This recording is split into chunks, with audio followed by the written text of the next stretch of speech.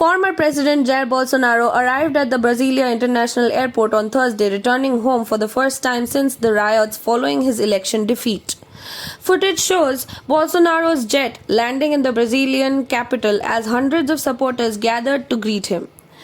Large crowds were also seen outside the hotel where the former president was reported to be staying. Bolsonaro was returning from Florida, where he had stayed for 3 months.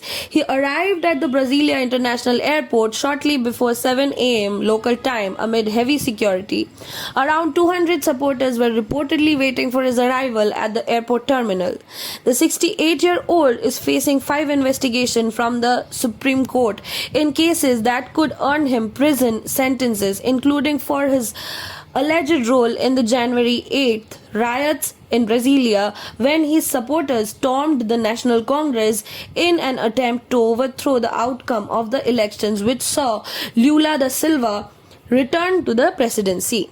It came just days after Sunday's riots in the capital, which led to the storming of Congress, the Supreme Court, and the presidential palace. Hundreds of protesters demanded the ousting of newly elected leader Luiz Inacio Lula da Silva, with some calling for a military coup to restore Bolsonaro to power.